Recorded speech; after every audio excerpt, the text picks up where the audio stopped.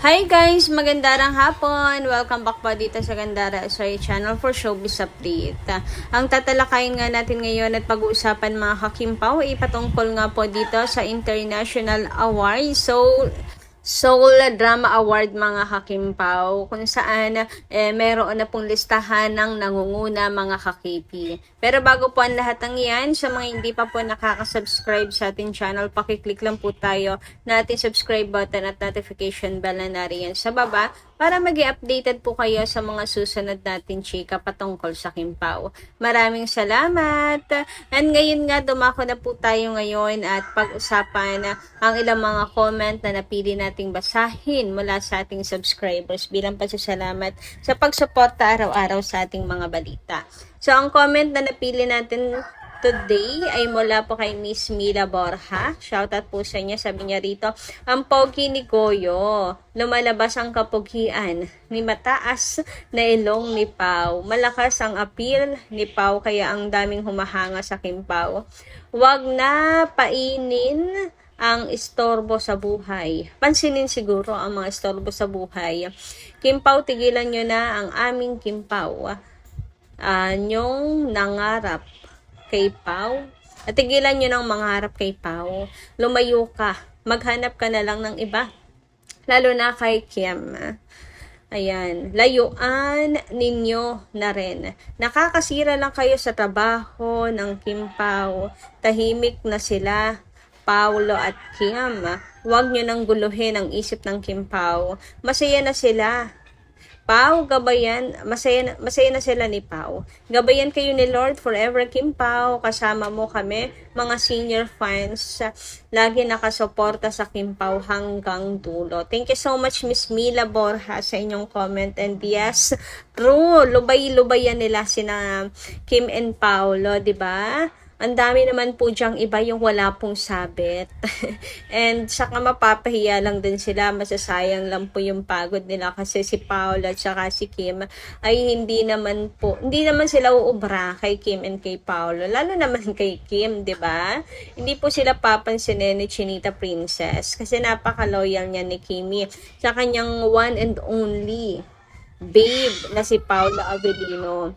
So, ayun nga mga kakimpaw, dapat ay magsimula na silang lumayo dahil hindi po sila magwawagi. Hindi nila maipapanalo si Kim at Paulo Avellino. Hindi rin kami papayag na Kim Paulanchas. Okay?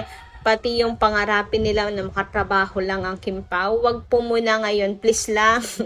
Give us space. Kim Pau lang po muna. Anyway, dumako naman po tayo dito sa next topic natin. And patungkol nga po ito sa isang post sa X na nakita natin. Sabi dito, nakatagpo si Chinita Princess dito ha. One of my biggest dreams for Kim is to see her go back to school and earn her diploma. Though she is already financially successful, education is something that will always be valuable. I believe it will be good for her and the children she will raise someday. Ayan, at Prinsesa Chinita. Wala namang masama sa wish niya mga kakimpaw. Marami ding naghahangat niyan. Pero alam niyo ba kung bakit bigla na lang po niyang na ungkat ang tungkol dito mga kakimpaw? Yun ay dahil pa rin po sa pinagtawanan siya ni Vice at ni Vong sa Showtime mga kakimpaw. Masyado kasing hinahamak po nila si Kimi na di umano. Parang naawa na sila kay Kim na lagi na lang ginagamit yung hindi nakapagtapos ng pag-aaral, lagi na lang ginagamit yung panlaban sa kanya. Kaya naman gusto nila na makabalik ulit sa pag-aaral si Kimi. Gusto nila na may masampal na si Chinita Princess finally, wala na silang masabi kay Kimi kasi ayun, wala, concern lang sila kay Kim at nalulungkot sila. Hindi nila kaya kasi yung naririnig nila kay Kim because they love Kim Chu. Anyway, dumako naman nga po tayo dito sa isa pang post kay Chinita Princess, patungkol kay Chinita Princess. Sabi dito, ayan, thank you Kim Chu for reminding me during its showtime earlier. I shared this to my girls, especially to my eldest, who is about to graduate. I look forward to your vlogs and your sound bites. Keep them coming. So, ayan mga kakimpaw, patungkol pa rin ito sa quotable quote na binanggit nga ni Chinita Princess sa It's Showtime. Life is wide, limitless. Ayan, there is no border, no frontier, mga kakimpaw. Ito po ay mula kay Bruce Lee, mga kakimpaw, tong quote na to. And ayan, grabe din ang isang Chinita Princess, no? Enough na tayo sa nega. Dito tayo sa positive. Kung saan talagang si Kimi po ay giging inspirasyon talaga ng marami, no? Isa po talaga siyang inspirasyon at saka parang alam niyo yun, parang sinag ng pag-asa si Chinita Princess. Ayun, nagigets niyo ba? Sinag ng pag-asa si Kim pag nakikita po ng mga fans si Kim.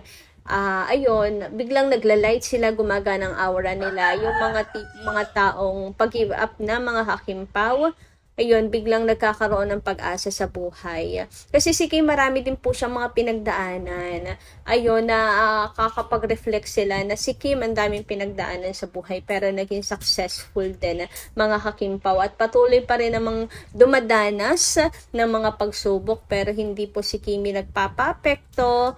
Ayan, tuloy lang ang buhay. And totoo talaga naman yung sinabi ni Chinita Princess, 'di ba? Hindi natin kailangang ikulong yung sarili natin. Dapat ang buhay ay limitless, mga hakimpaw. Explore everything. Ayan, marami ka pang mga bagay na may explore. Pasensya na guys sa chicken. Yan nga't mamaya titinulahin natin. Charot, hindi pala.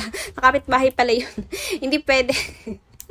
So, ayan, dumako naman po tayo ngayon, mga kakimpaw. Let's move on sa pinakang headline natin para po sa hapon na ito. At pumapatungkol nga po ito sa pinaka-iniintay nating lahat, mga kakimpaw. Siyempre, ang maging ano na rin po si Paula Avellino. Para same sila ni Chinita Princess na mayroon pong international award. So, nominado nga po si Paula Avellino, mga hakimpaw, for Best Actor, mga kakipi, sa The Alibay, mga hakimpaw. Ayan, sa ano po to ha, Soul Drama Awards, SDA Award, mga hakimpaw, for Outstanding Asian Star, mga hakimpaw. Eh, di ba kapag naipanalo natin si Paolo, same na silang dalawa ni Chinita Princess. Kasi di ba nung nakaraan, si Kim nga po ang nagkaroon ng award. So this time, panawagan ko po na si Paolo naman po ang ipanalo natin, mga hakimpaw. So, ayan nga, ay update natin, mga kakipi. Number 1 po si Paula Avellino. Number 2 si Chinita Princess. Ay, grabihan naman talaga yan, mga kakimpaw. Uy! Grabihan, mga kakipi. Talagang ano po, lumalaban ang Kimpao. Nangunguna sa botohan sina Kim and Paolo. Kaya naman panawagan po ni Miss AC. Ayan, at saka marami pang Kimpao lunches. Panawagan po, vote na for Seoul International Award 2026, mga Kimpao. Naku, good news to, mga hakimpaw. Ayan o, number 1, Paula Avellino for Outstanding Asian Star sa Pilipinas, SDA 2026. Garabihan, mga hakimpaw. Ayan, nakikita ko na si Paolo ay kukuha ng award. At this time, si Chinita Princess naman ang nanonood ng live. Kasi ba nung nakaraan, si Paolo talagang kinontak po si Kimi at sinabi nga na nanood siya ng live and may papapi pa siya. Ay, oo nga, dito nagsimula yung papi, di ba, mga hakimpaw? Ay, ngayon naman malay nyo, mami naman. Ay, masusundan na ang papi, ngayon naman mami. Anyway, ayan, super excited ako, mga hakimpaw. Sabi po pa nga dito, hello fam, let's make it a win for Paolo this time para twinning na sila ni Kimi sa SDA trophies. Download the Idol Champ app and vote for Paula Avellino for Seoul Drama Awards 2026 Outstanding Asian Star Philippines. Hashtag SDA 2026. Alam niyo, super happy ako na makita ko po si Kim and Paolo dito, mga kakimpaw. Ang dami niyo, no? Dami rin na naglalaban-laban, syempre, mga kakimpaw, diba? So, ayan, para po sa mga gustong bumoto at hindi po alam kung papaano, update nga ni Chiney para po sa lahat. Ayan, mag-download lang po kayo ng Idol Champ app. Ayan, i-an nyo na po sa inyong Play Store or sa inyong Apple Store, mga kakimpaw. App Store pala. Ayan, Idol Champ, i-search nyo lang po at i-download nyo dyan at dyan po kayo makakapag-vote kay Paolo Avellino. So, eto pa, it was Kim Chiu who won last 2024. Let's make it a win for Paolo this year. Download Idol Champ app and vote for Paolo Avellino and Seoul International Drama Awards under Philippines Outstanding Asian Star category. Hashtag Kim Pao. And yes, si Paolo naman pong ipanalo natin this time. Lalo pat nung nakaraan ay nagtulong-tulong talaga ang lahat.